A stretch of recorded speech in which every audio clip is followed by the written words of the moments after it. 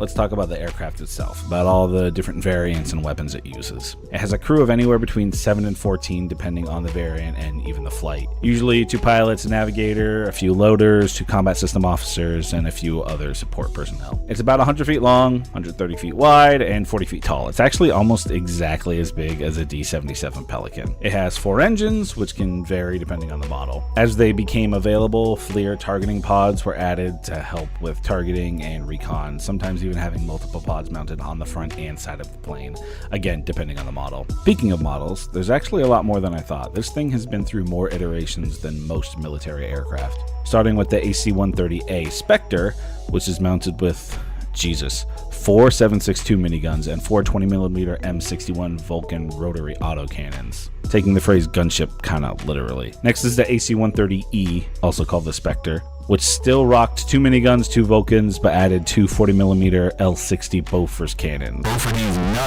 which came right out of World War II. The AC-130H, also Spectre, loaded up with 2 miniguns, a Bofors, and the M102 105mm howitzer, and even later configured for the H dropped the 2 miniguns. The most iconic version we all know and love, the AC-130U Spooky, has the very familiar 25mm GAU-12U equalizer, a 5-barreled rotary autocannon, the 40mm Bofors, and the 105mm howitzer. The newer AC-130W Stinger retained the howitzer, but is also the first to try out the GAU-23A Bushmaster 30mm autocannon. While smaller in diameter than the Bofors, parts and ammo were becoming quite the side quest for the Air Force. The 30mm also proved to be what the crews called sniper accurate. So while not packing the same punch as the 40mm, it's much more effective.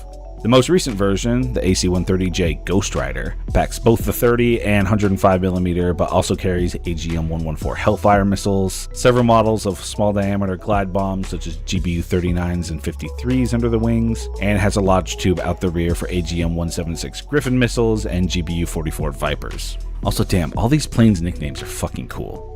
There were plans for DEW or directed energy weapons, aka freaking laser beams, to be added to the J models, but earlier in 2024 the project was cancelled. Can't have shit out here, man.